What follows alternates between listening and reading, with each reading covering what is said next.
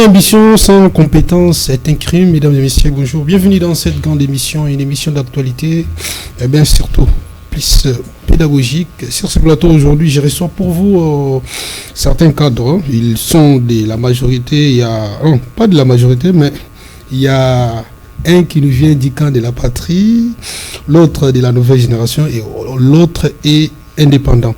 Je commencerai avec Saïdi Okoko Grâce pour la première fois. Il est avec nous. Bonjour, bienvenue. Oui, bonjour camarades. Je salue toutes ces personnes qui sont en train de nous suivre en ce moment-ci. Grande et majeure de pouvoir participer dans ces débats. Parce qu'avec moi, je suis entouré de ces personnes qui ont l'intelligence, mais aussi une matière grise. Grande joie de pouvoir aussi participer dans cette émission sur FM TV. Et j'estime que nous allons parler, n'est-ce pas, de la République, parce qu'il y a un auteur, je cite Cicéron, qui avait dit la République est la mère commune de tous. Opposition, majorité, les centrés. La seule chose qui nous unit ici, il s'agit bien évidemment de la République. Alors, c'est pour cette raison que je vous remercie pour cette invitation. Merci beaucoup. Emmanuel Kabundi, Nouvelle Génération, est avec nous aujourd'hui. Bonjour et bienvenue. Bonjour, cher Honoré Kapoukou, que je vous dis merci pour l'invitation, car c'est ma toute première fois de me présenter dans notre chaîne FM.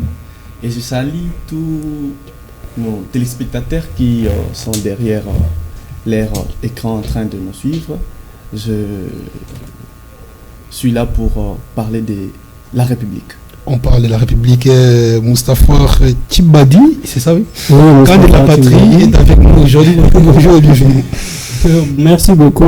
Bonjour, monsieur Honoré. Bonjour à tous les fidèles téléspectateurs de cette chaîne qui sont devant leur poste téléviseur impatients pour pouvoir suivre ces débats équilibrés, ces débats axés sur la République, sur le patriotisme ou la patrie. Je salue aussi tous mes co-débatteurs. La première personne que je découvre pour la première personne, c'est la première fois, c'est monsieur Emmanuel Kabundi. Je salue aussi l'assistant Saïdi Okoko. J'espère qu'aujourd'hui, le débat sera centré sur la patrie. Nous devons faire table rase de toutes nos appartenances politiques. Merci. Merci beaucoup. Avec elle, nous allons échanger sur l'enterrement de l'accord de paix à Washington, un espoir pour le rétablissement de la paix ou une simple illusion politique.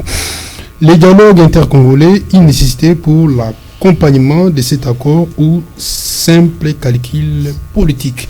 Je débuterai avec vous. L'accord est signé. Est-ce que nous pouvons cette fois-ci espérer une paix durable? Merci beaucoup, M. Honoré, pour l'octroi de la parole.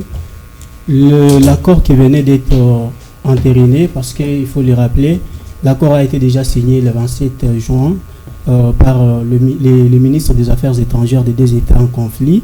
Et ce qui s'est passé le 4 décembre entre les deux chefs d'État, c'était qu'il l'entérinement. Alors, j'espère que cet accord, soit l'entérinement de cet accord, peut s'apparenter comme une lueur d'espoir pour le rétablissement de la paix tant voulue dans notre pays, mais au cas où il y aura la volonté entre les deux parties. J'aimerais rappeler que, en tout cas, cet accord, si nous sommes Congolais, nous sommes vraiment les gens qui aiment ce pays, nous devons être d'accord de la signature de cet accord et de son entérinement. Pourquoi je le dis? Il faut rappeler, il ne faut pas prendre les choses au centre. Malgré les avancées, il faut d'abord. Malgré les avancées des M23. Vous m'avez posé la question, je dois d'abord répondre. Vous savez que Moustapha a toujours aimé fouiner dans les passés, c'est-à-dire recourir d'abord à l'histoire avant de donner son analyse. Alors, j'aimerais rappeler que le problème que nous avons au Congo, Tshisekedi n'est pas un acteur direct. Ce n'est pas celui qui a créé cette guerre. Tshisekedi a hérité de cette guerre. Pourquoi je l'ai dit? Vous devez savoir que c'est depuis le régime de Mobutu que la situation que nous avons dans notre pays a commencé. Parce que vous savez que le plan de notre ennemi, un plan d'ailleurs qui est occidental, dont Paul Kagame et Yoweri Kaguta Museveni, qui sont comme de simples exécutants, ils sont arrivés avec l'idée de traquer, renverser le régime du général Habyarimana au Rwanda.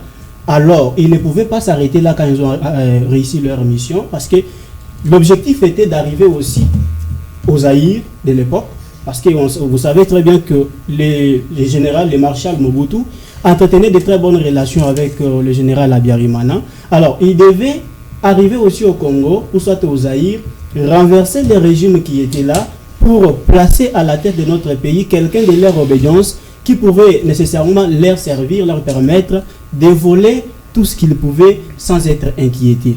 Ils arrivent en 1994, ils ont fait ce que vous connaissez très bien, mais ce qu'il faut rappeler, depuis 1994 jusqu'à aujourd'hui, les gens qui sont venus avec un projet déjà bien élaboré, au Rwanda, il n'y a jamais eu les changements de régime depuis 1994 jusqu'à ces jours. Mais en RDC, nous en avons connu autant. Parce que quand ils sont arrivés en 1994, c'était le président Mobutu qui était au pouvoir. En 1997, Mobutu est parti, Laurent Désiré Kabila est arrivé. En 2001, Kabila est parti et a été assassiné. Kabila le fils arrive. Aujourd'hui, tu sais qu'il dit combien? 4 changements de régime. Et la culture congolaise, c'est quoi? Lorsque j'arrive au pouvoir, je trouve M. Honoré qui était là. Je suppose que tout ce qu'il a eu à faire, ce n'était pas bon. Moi, je dois recommencer. Il n'y a pas le principe de la continuité. La continuité, ça, c'est vraiment un problème dans notre pays. Quand j'arrive, je dois recommencer à zéro, disant que, prétextant que ce que M. Honoré a fait n'est pas bon. C'est moi qui dois maintenant recommencer les choses à zéro.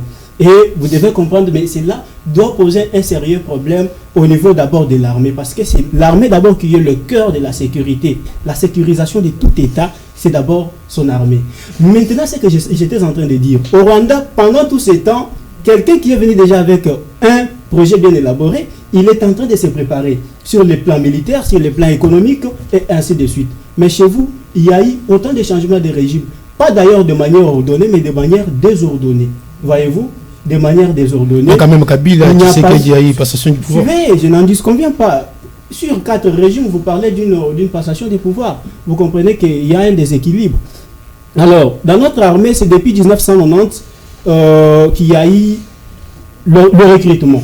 Au sein de notre armée, le recrutement structuré. Quand nous arrivons en 94, plutôt en 97, avec l'arrivée de l'AFDEL, on a mis fin à la structuration, soit à ce qu'on avait trouvé, une organisation qu'on avait trouvée, mise en place par Maréchal Mobutu. On doit placer maintenant une autre forme, une autre armée, mais qui est la résultante du mixage et du brassage. Vous comprenez? Après cela, après son assassinat, nous avons connu autant d'accords et ainsi de suite. Je peux parler de l'accord inclusif de Sun City, à l'issue duquel nous avons connu les brassages et mixages. En 2009, avec la signature du CNDP, M23 en 2013, ce que vous connaissez, il y a eu mixage et brassage, il n'y a pas eu recrutement au sein de notre armée. Vous devez comprendre que cela devrait nécessairement poser un sérieux problème et on ne devait pas aller pousser précipitamment pour chercher à déclarer la guerre contre le Rwanda. Alors, nous devrions aller petit à petit. Moi, je comprends qu'aujourd'hui, le fait d'avoir signé cet accord peut s'apparenter en quelque sorte comme une lueur d'espoir si nous y ajoutons aussi une claire intelligence, une intelligence stratégique pour profiter de ces calmes précaires afin de réorganiser notre armée. Donc c'est un peu ça. Merci beaucoup Moustapha. Emmanuel Kabundi, nouvelle génération, l'accord est signé. Est-ce que c'est une illusion politique? Bon, merci beaucoup. Je dis d'abord un coup de chapeau à mon co-débatteur qui vient de faire un bon débit. L'accord vient d'être signé et moi je dirais dans un plat pirement comment je peux expliquer. Bon, l'enterrement de l'accord de paix à Washington ne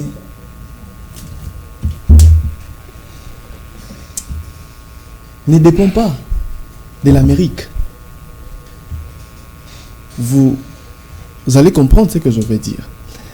Ce qui vient de se passer, personnellement, je me dis, c'est un accord qui demande 2 pays qui doivent s'observer pour essayer de respecter les éléments, de respecter les dires, de respecter le principe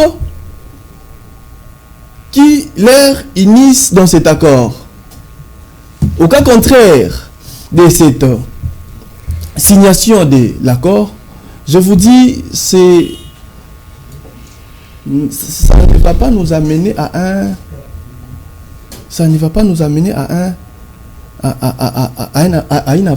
une avancée significative.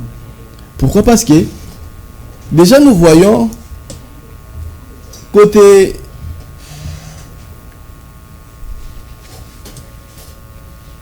sécurité de la RDC, on dit la paix ne se demande pas. On dit la sécurité d'un pays se construit et se défend. On peut aussi négocier. C'est bien négocié, mais je vous dis, ça se défend et ça se construit.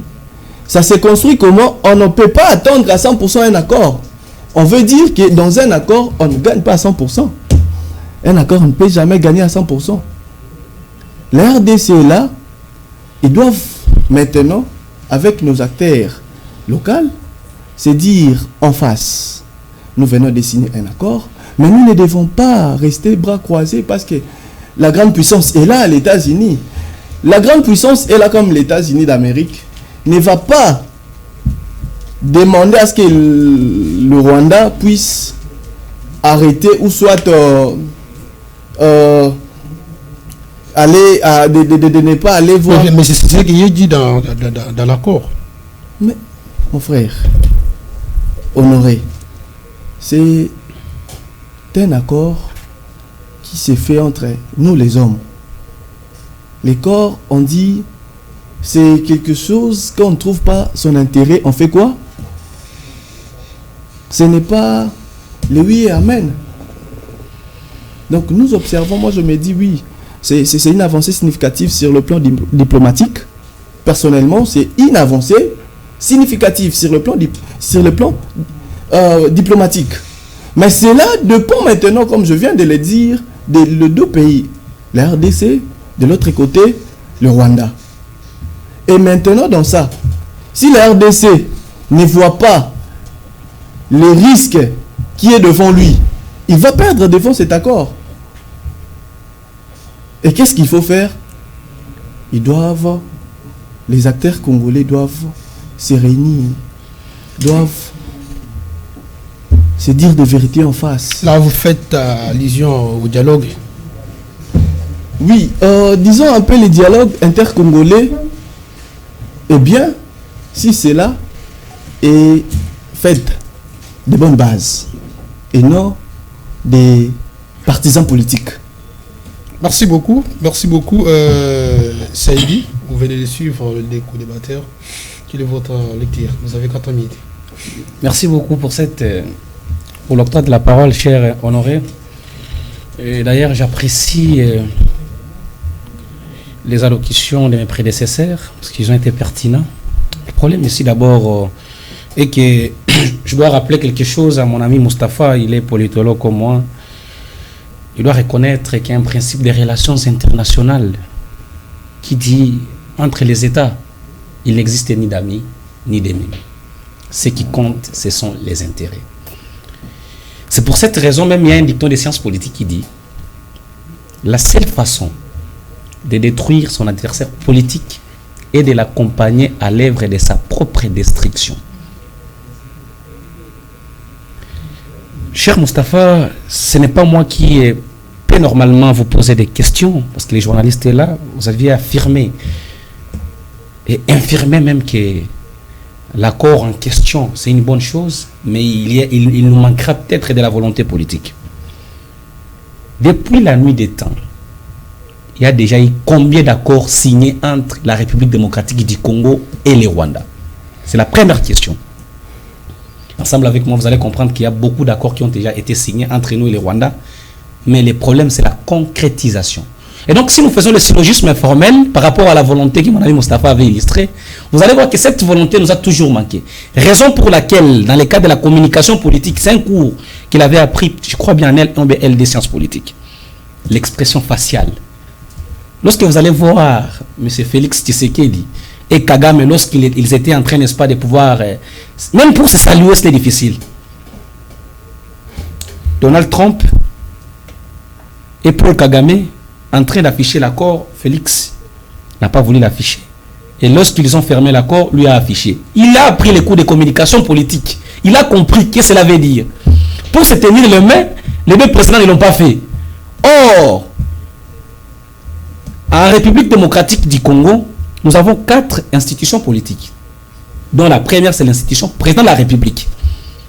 J'estime que même au Rwanda, c'est la même chose. Et donc, il y a à la tête d'un pays une personne, n'est-ce pas, qui doit représenter les pays en question, comme il est le cas chez nous. Dès lors que ces deux personnalités n'ont pas eu le temps de pouvoir d'abord s'entendre dans le cadre de la communication politique, l'expression faciale prouve qu'il n'y a pas eu, n'est-ce pas, un bon entendement entre ces deux personnalités, ça prouve déjà en suffisance que l'accord en question ne reste que paix sur papier. Et donc, on est en train de nous faire voir qu'on est en paix, il y a la paix, on a signé un accord de paix. En réalité, c'est la paix sur papier.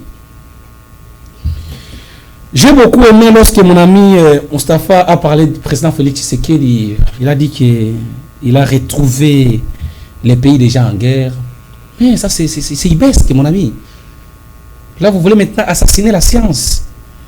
Vous avez fait les sciences politiques. Vous maîtrisez mieux la question de la continuité des services publics. La continuité des services publics, que ce soit dans un bon sens, dans le sens amélioratif, ou dans un sens péjoratif, cette question-là, ou bien ces principes ipso facto méritent d'être respectés. Et d'ailleurs, pour aller trop loin, ça tombe bien parce que l'IDPS était un parti politique de l'opposition. Vous avez étudié qu'est-ce que signifie l'opposition. Il y a une loi portant, n'est-ce pas, sur l'opposition. On reconnaît l'opposition dans notre pays. Et donc, quand vous êtes les opposants, cela prouve en substance que vous êtes en train de marcher avec des solutions dans votre sac. Cette guerre date de beaucoup d'années, de décennies. Or, l'IDPS a combattu pendant 30 quelques années. Donc, l'IDPS avait vécu cette guerre. L'IDPS s'est préparé déjà, n'est-ce pas, pour résoudre les problèmes liés à cette guerre.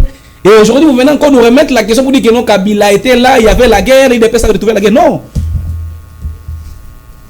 Non. Je serais d'accord de l'entendre chez quelqu'un d'autre qui n'a pas fait les sciences politiques, et non vous, spécialiste en la matière. Cela prouve en suffisance que l'IDPS est en train de nous prouver, n'est-ce pas, l'incompétence à outrance. Pourquoi? Parce que déjà, elle s'est imprégnée de la question avant qu'elle soit au pouvoir. Et donc, ça, c'est une chose vraiment qu'il faut rectifier. Pourquoi je l'ai dit? Parce que il y a un notaire qui s'appelle Otto von Bismarck qui avait dit ceci. La diplomatie sans armes est comparable à la musique sans instrument. Cher Honoré, aujourd'hui, si on commençait, n'est-ce pas, à mettre de la musique sans instrument, comment vous allez danser? Mais ça joue aussi bien. AKP, ça joue aussi bien. Mais mon ami, ça c'est une exception parce que c'est l'exception qui confirme la règle. Comment vous allez danser lorsque la musique est là, sans instrument? C'est ça la diplomatie. Si la diplomatie, il n'y a pas de l'armée, elle est comparable à la musique sans instrument. Aujourd'hui, ensemble avec moi, vous allez comprendre que notre armée, désolé pour vous le dire, donc ça va vous choquer, l'armée congolaise n'est pas bien équipée. Non. Il y a de la volonté. Je vous dis, il y a de la volonté. J'ai dit, il y a de la volonté. Mais l'armée n'est pas bien équipée. L'équipement de l'armée doit passer, n'est-ce pas, au-dessus de toutes choses. Parce que si l'armée est bien équipée, les 20 soldats vont se battre jusqu'au bout afin, n'est-ce pas, de pouvoir chasser l'ennemi. Mais aujourd'hui, vous allez voir ensemble avec moi que d'ailleurs les salaires, n'est-ce pas, des policiers ou bien des militaires n'est pas costaud. Mais quand même, le gouvernement en place a doublé les salaires. Mon ami, ensemble avec moi, vous allez voir que par rapport à ces salaires, les salaires n'est pas 400 000, 500 000 francs, mon ami. Dans des pays développés, ensemble avec moi, vous allez voir qu'ils ont mis, n'est-ce pas, un budget, les budgets alloués. Ils ne sont pas encore arrivés là-bas. Non, c'est ce que je vous dis, parce que j'ai touché la question liée, n'est-ce pas, à la diplomatie. C'est comme ça que je suis revenu, n'est-ce pas, pour dire que la diplomatie sans armes est comparable, n'est-ce pas, à la musique sans instrument. Il vous reste une limite. Cher Honoré, ici d'abord, je dois rappeler que par rapport à la ratification, n'est-ce pas, de cet accord, il y avait eu la violation pure et nette de la Constitution. Si vous lisez l'article 213, 214 et 215, vous allez voir que c'est du tohu-bohi par rapport à ça. Il y a toute une procédure qu'il faut respecter. Les présidents de la République, les gouvernements, l'Assemblée nationale et le Parlement. Pourquoi on doit citer par l'Assemblée nationale? Parce que c'est elle, la Chambre, n'est-ce pas, qui représente le peuple. Et donc, elle doit d'abord s'imprégner de la situation par rapport à la ratification, n'est-ce pas, de cet accord. C'est la chose qui n'a pas été faite par le président de la République, vous le savez. Or, le côté adverse, Paul Kagame avait montré, n'est-ce pas, cet accord sous les auspices, n'est-ce pas, des députés nationaux rwandais. Ils ont validé l'accord. La question que nous nous posons est celle de savoir pourquoi le président Félix n'a pas voulu, n'est-ce pas, montrer l'accord auprès des élus des élus. Pourquoi? C'est ça la question. Cela prouve donc en suffisance que lui-même sait pourquoi il n'a pas voulu, n'est-ce pas, montrer cet accord à des personnes que nous avions élues pour nous représenter. Merci beaucoup. Et donc pour chiter, parce que mon ami Emmanuel aussi avait parlé de quelque chose de très important, alors je voulais aussi, si vous me permettez... J'avais justement 30 secondes. Très bien, c'est une bonne chose. Cher Emmanuel, lorsque vous dites qu'il y a des avancées significatives, ces avancées sont dites à quoi? Si je l'ai dit, vous allez répondre. Si je l'ai dit, c'est sur base des... Je rentre dans la même chose que j'avais dite à mon ami Mustapha. Et d'ailleurs, Theodore Roosevelt l'avait dit. Les traités et accords internationaux ne valent que des papiers qu'il faut déchirer lorsque vous le voulez. Donc cela ne peut pas dire que non. Lorsque nous avons signé des accords avec le Rwanda ou bien avec un autre pays, surtout les accords qui sont en train de piétiner, n'est-ce pas, nos intérêts, il faut toujours rester avec ça. Pourquoi je le dis? Parce que même si vous lisez l'article 215 de la Constitution, ce dernier est en train, n'est-ce pas, de donner, n'est-ce pas, la primauté aux accords et traités internationaux, n'est-ce pas, sur les lois internes. C'est très important, on doit les retenir. Merci beaucoup, Saïdi. C'est pour cette raison que je suis en train d'éviter, mes amis, n'est-ce pas, de pouvoir être patriote, comme mon ami l'avait dit, il est du camp de la patrie, parce qu'il s'agit de la République. Merci beaucoup, Saïdi. Je dois revenir vers vous, Mustapha. Il y a eu plusieurs questions posées, mais j'aimerais d'abord revenir sur une question. Là, c'est comment c'est arrivé que le président de la République arrive à entraîner un accord sans passer par le Parlement? Nous pouvons dire qu'aujourd'hui, nous sommes dans un état dictatorial. Merci beaucoup, monsieur Honoré. Je suis un peu vexé de l'intervention de monsieur l'assistant que je respecte bien, Saïdi Okoko, qui est politologue, qui a laissé les empreintes à l'université de Kinshasa. Mais aujourd'hui, je suis en train de découvrir une autre personne que celle que je connais il y a longtemps. Pourquoi? Je le comprends qu'il est beaucoup plus dans un aspect juridique. Il est normatif. En lui et place d'être factuel. Et j'ai senti que dans son intervention, il y a une certaine dose de l'incohérence, une certaine dose ontologique de l'incohérence. Pourquoi? Tantôt il dit quelque chose et son contraire, mais au finish, il revient sur ce que Mustapha a dit dans une certaine mesure. Alors, je pense que dès l'entame de mon intervention, je l'ai toujours, vous me connaissez, je l'ai toujours dit, un politologue est avant tout historien. C'est-à-dire, on ne peut pas faire des analyses sans se servir de l'histoire. C'est pourquoi j'ai dit mon analyse sera beaucoup plus... sera socio-anthropologique. C'est-à-dire, on doit d'abord se poser des questions de l'origine de la guerre avant de nous projeter à faire des analyses, ainsi de suite. Et surtout que Mustapha n'a jamais fait mention d'un quelconque parti politique. Vous le savez bien, et ceux qui nous ont suivis à la maison, je pense. Je n'ai fait mention d'aucun parti politique ici.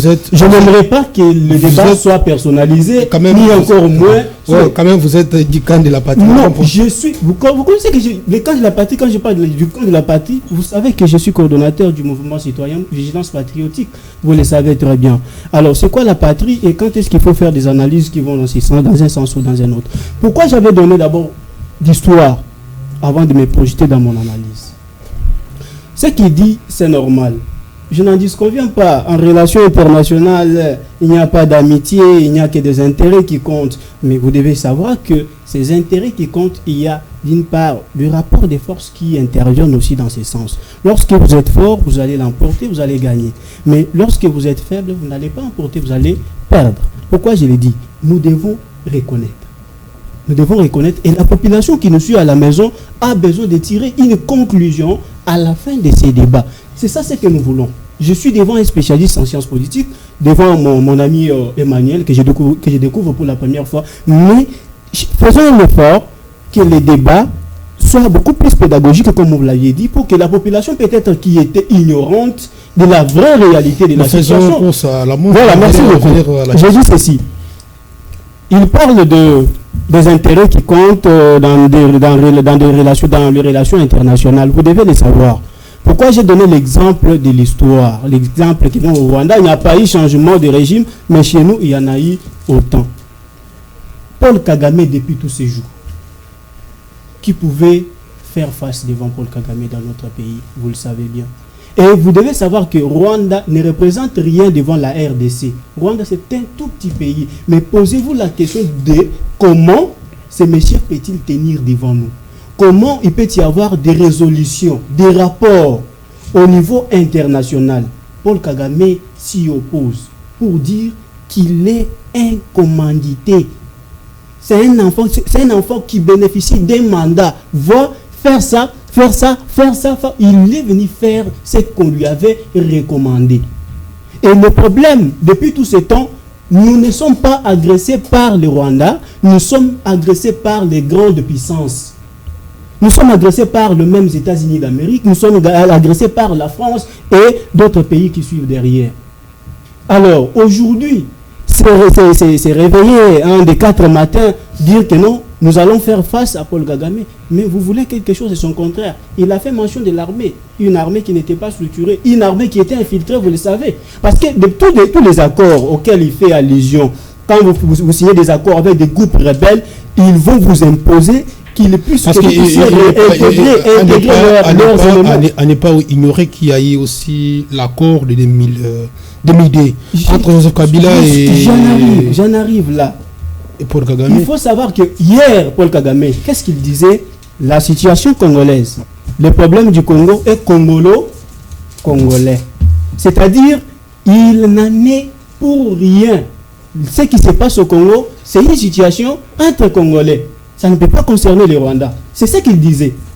Mais après avoir été traqué dans tous les salons diplomatiques, aujourd'hui, toi qui refusais, qui remettais en bloc, qui rejetais en bloc, que la situation n'était concernée ni de loin ni de près, tu acceptes de venir sur la table de négociation. C'est une incohérence. C'est ça ce que j'appelle la mentalité ontologique de l'incohérence. Ça prouve à suffisance qu'il était concerné. Et qui est le patron? C'est pourquoi j'ai dit qu'il devrait recourir à l'histoire. Il connaît très bien l'origine de ce que nous vivons aujourd'hui. Il connaît bien les États-Unis d'Amérique par le canal de Clinton. Ce qui s'est passé, et c'est documenté par Charles Onana et les autres. Pourquoi il peut dire ce genre de choses? Alors, celui qui régnait hier, aujourd'hui, il a reconnu officiellement qu'il faisait partie des agresseurs de la RDC. Ceux qui les soutenaient indirectement, après avoir été accusés, traqués, ils acceptent. C'est ça qui donne une lueur d'espoir au rétablissement de la paix. Il vous reste une minute. Vous n'avez pas répondu à la question de la transparence entre et les gouvernements à l'Assemblée nationale. L'Assemblée nationale, je pense qu'il a fait recours à l'article 213 d'ailleurs, qui donne au président de la République le pouvoir de signer et ratifier les accords et traités internationaux. Mais je pense qu'il n'est pas encore tard. Pourquoi aller trop vite en désordre? Parce que l'accord est déjà signé. Je vous dis, c'est un accord qui n'a pas un caractère contraignant. Si l'accord avait un caractère contraignant et que le président l'avait entériné, on aurait compris. Mais l'accord n'a pas de caractère contraignant. Ce qui s'apparente, ou soit ce qui peut nous faire croire que nécessairement, ce n'est pas un accord, aussi longtemps qu'il y a l'absence d'une force juridique. Au contraire, c'est un engagement politique. C'est un engagement politique. C'est un engagement conjoint entre les deux parties en conflit qui s'entendent sur le plan diplomatique, parce que l'accord n'a pas de caractère contraignant et aussi sa ratification n'est pas une obligation. J'espère qu'il est politologue, il doit comprendre ce genre. Merci beaucoup Emmanuel Kabundi. Vous avez ici à mentionner la question du dialogue, mais s'il faudrait aller au dialogue, on peut aller avec qui et pourquoi? Merci, cher Honoré Kapoukou, pour la question de savoir sur savoir qui il faut aller et pourquoi. D'abord, c'est une question de nous, les nationaux, nous, les Congolais, qui savent les problèmes majeurs qui dérangent notre pays. Et dans ce sens, c'est une question de faire appel aux acteurs conscients, aux acteurs qui se battent nuit et jour pour les bonnes mœurs, qui se battent pour lever notre nation congolaise devant le monde entier. Vous comprendrez qu'avec moi, aujourd'hui, nous avons des Congolais, parce que nous ne devons pas seulement être là pour insulter ou être contre les pouvoirs en place, mais nous devons aussi savoir que nous-mêmes les Congolais, nous sommes aussi en place de malheurs qui arrivent à notre pays. Vous comprendrez qu'avec moi, il y a des Congolais qui sont là, ils se disent opposants, mais il n'est pas là pour proposer. Un opposant, c'est qui? Un opposant, c'est celui qui critique et propose. Mais quand vous ne proposez pas, mais vous êtes là que pour critiquer. Mais l'opposition actuelle a beaucoup proposé. Mon frère, les gouvernements n'arrivent pas à accepter. Qu'est-ce qu'on dit? Une proposition. Cela ne veut pas dire accepter. Et est-ce que ce sont des propositions? Mais est-ce qu'il faut aussi se poser la question, est-ce que la majorité accepte des propositions de l'opposition? J'aimerais aussi savoir, étant que journaliste, je sais que vous avez une bonne mémoire, de me dire quel est cet opposant qui est passé à aller voir les institutions en place avec des propositions au pouvoir en place. Malheureusement, vous n'aviez pas les doigts, mais quand même, il y a des opposants qui ont passé par là. Mais non, on n'a pas l'idée, mais ça se voit. On ne peut pas passer à la télé pour dire que non, voilà, moi je propose telle chose, moi j'aimerais à ce que les présidents de la République mettent en place. Non. Il y a toute une équipe, il y a toute une institution. Quand vous proposez, cher Honoré, il faut respecter, d'abord savoir ce que tu proposes. Est-ce que ce que tu proposes va de même avec la situation qui se passe ici au pays? Aujourd'hui, moi je vous dis, personnellement, je soutiens, je suis de cœur avec le monsieur, notre frère, le président de l'ESID, qui est aujourd'hui un Congolais, qui montre à ce qu'il a un souci de pouvoir garder notre État congolais dans un État de la souveraineté. C'est lui que j'ai dit, c'est un opposant. Il est là. Il n'est pas allé toucher les armes pour soutenir les antivaleurs, pour pousser l'État dans un État fédéré. Et puis vous allez me dire que quand on veut un dialogue inter-congolais, nous devons s'associer avec des gens qui veulent que le Congo soit partagé, que le Congo soit divisé, mon frère. Étant qu'un Congolais, nous ne pouvons pas accepter s'asseoir avec des gens qui ne veulent pas le bonheur de leur propre pays. Nous sommes à la maison avec la famille, papa et maman sont là, et papa il sort chaque matin pour nous chercher à manger, mettre sous la dent. Et puis il y a un enfant qui est là, à chaque fois papa revient avec les ressources, et l'enfant là en train de voler les ressources, l'argent. Vous allez me dire que papa va applaudir? Il va dire que non, vu que c'est mon fils, j'accepte. Non, il faut qu'on se le dise. Il y a des choses que nous pouvons dire non. Moi je suis pour cet dialogue, mais la question que vous avez posée, c'est une question très pertinente, de savoir pourquoi on le fait et avec qui. Déjà en face de nous, tous les Congolais savent qui est un vrai opposant et qui ne l'est pas. Il ne faut pas citer les noms ici pour savoir qui ne l'est pas. Mais déjà, nous devons savoir que cet accord, ou plutôt cet dialogue, a pour l'objectif de se mettre autour d'une table, de savoir qu'est-ce que nous devons faire pour essayer de sauvegarder notre souveraineté. Merci beaucoup, Saïdi. Comme vous le constatez, qui est aujourd'hui peut-être pour vous, constatez que la diplomatie a échoué. Mais est-ce qu'il faut aller au dialogue? Merci, cher Honoré, pour cette pertinente question. Avant tout d'abord, il faut qu'il y ait des toilettages par rapport à certaines choses qui j'ai entendues provenant de mon ami Mustapha. Toujours Mustapha. Oui, c'est pathétique. C'est pathétique.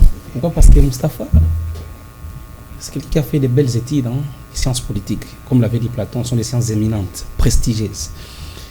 Mais lorsqu'on est animé par la subjectivité au lieu de l'objectivité, c'est gravissime. Pourquoi? Parce que Mustapha est en train de se contredire.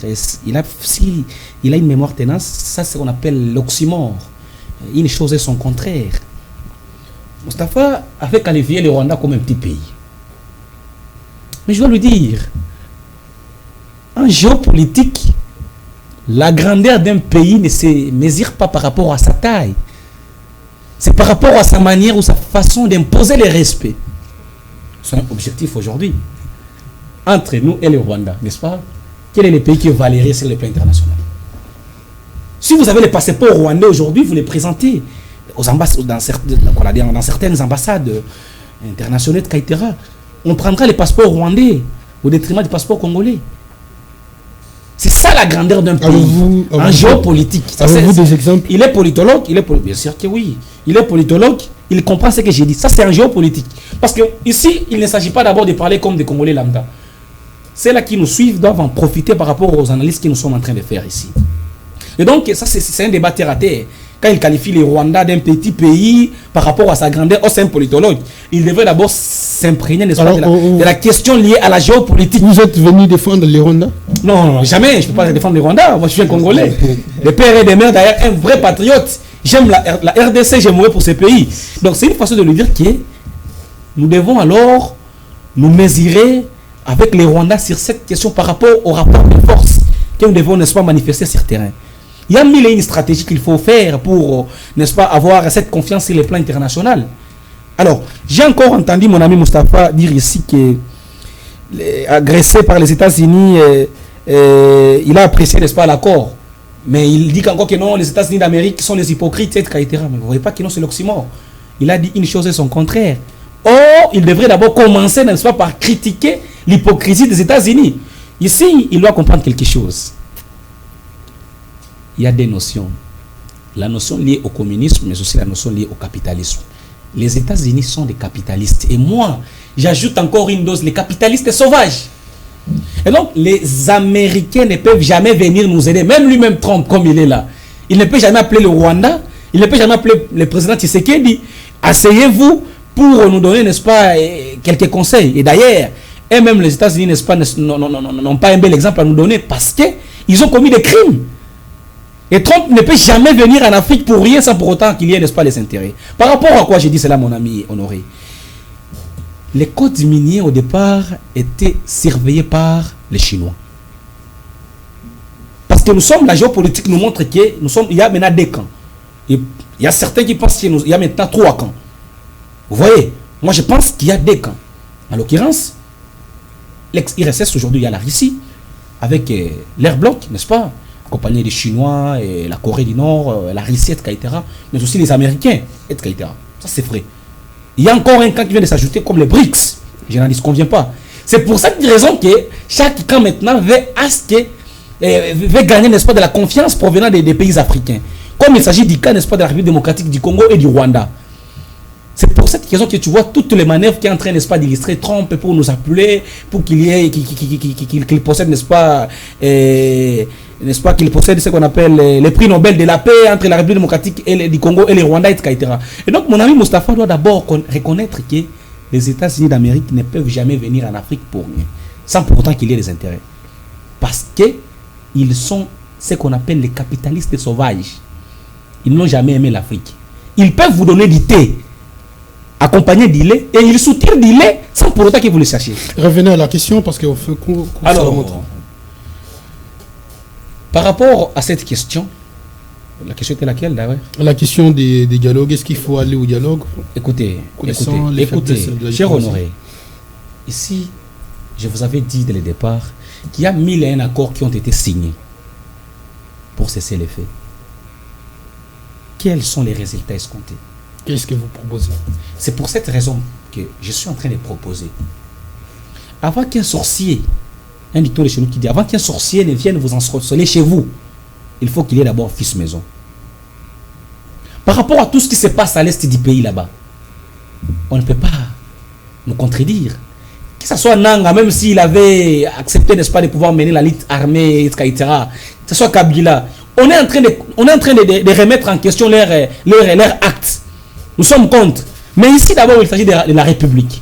Il faut nous asseoir, discuter sur la République. Et donc, les dialogues intercongolais restent le seul moyen pour cesser, n'est-ce pas? Mais vous oubliez aussi qu'il y a eu beaucoup de dialogues sans solution dans ces pays. Et vous dites, écoutez, les problèmes, c'est lesquels? C'est ce que j'avais dit. Même s'il y avait 1000 dialogues, il y avait aussi 1000 accords qui ont été signés sans résultat. C'est pour cette raison que Nelson Mandela avait dit, on n'est pas là pour échouer. On n'échoue pas. On apprend. On doit apprendre. Par rapport au dialogue, n'est-ce pas, précédent, il faut nous poser des questions. Qu'est-ce que nous avions pu faire? Qu'est-ce que nous n'avons pas fait pour que ces dialogues, n'est-ce pas, échouent? Et qu'est-ce que nous devons faire pour que ces dialogues, n'est-ce pas, réussissent? C'est la même manière qu'on peut analyser aussi pour les accords. Vous n'avez pas du tout tort. C'est pour cette raison que l'accord a été signé aujourd'hui et demain on voit les mêmes choses qui sont produites, n'est-ce pas, à l'est du pays. Ça prouve en suffisance que c'est une paix sur papier. Pour vous, la meilleure solution, c'est les dialogues. Quant à moi, je suis parmi ceux-là qui pensent qu'il faut nous unir. Taboula rasa. Table ronde, on s'assoit, on essaie de discuter sur des questions qui touchent la République entre nous. Que la vérité nous soit dite face to face. Merci beaucoup, Moustapha. Est-ce qu'il faudrait aller au dialogue? Merci beaucoup. Profitez aussi pour mettre votre dernier mot. Pour cette question, monsieur Honoré, je m'excuse. Mais cette fois-ci, vous avez 2 minutes. Ah ok, mais 2 minutes, c'est trop salé de me donner 2 minutes. Passez-moi l'expression. Mais j'aimerais avant toute chose rebondir sur ce que venait de dire monsieur Saïdi. Bon, j'espère que c'est tout à fait possible et c'est compréhensible plutôt. Hier, quelqu'un qui te soutenait, il reniait sa présence, il reniait son implication, et aujourd'hui il accepte d'être avec toi sur une même table de discussion, sur une même table de négociation. J'espère que l'accord a été signé. L'accord n'a pas un caractère contraignant. L'accord ou son application relèvera de la volonté politique entre ces deux États. Pourquoi moi je soutiens cela? Parce que nous pouvons profiter de ces calmes précaires pour nous réorganiser dans notre pays, sur tous les secteurs, l'aspect militaire, l'aspect économique, ainsi de suite. Parce que vous savez que pour devenir puissant, pour ceux même qui ont fait les études scientifiques, de la biologie scientifique, si je peux le dire, on sait que pour être puissant, il faut travailler. La formule de la puissance, c'est du travail divisé par durée ou par le temps. Alors, je peux revenir à la question du dialogue. Je sais que ce n'est pas la première fois. Nous avons connu autant de dialogues dans ce pays depuis 1961. Nous avons eu la conférence sur la table ronde. Nous avons eu la conférence de Coquillatville. Nous avons eu les conclaves d'Antananarivo. Nous avons connu la conférence nationale souveraine. Nous avons connu les dialogues inclusifs de Sun City. Mais aujourd'hui, ce que j'ai dit, pour ceux qui réclament les dialogues, nous devons savoir qu'il y a des critères pour demander les dialogues. C'est une société de dialogue. Nous n'avons pas une crise. La seule crise à laquelle nous faisons face dans ces pays, c'est la crise sécuritaire. J'espère que tous les Congolais devraient revenir en eux. Parce que, passez-moi l'expression et donnez-moi 1 minute. Je vais vous avez 30 secondes parce que nous sommes un exemple très important pour ce qui s'est passé en France en 1982. Il y a eu l'attentat antisémite.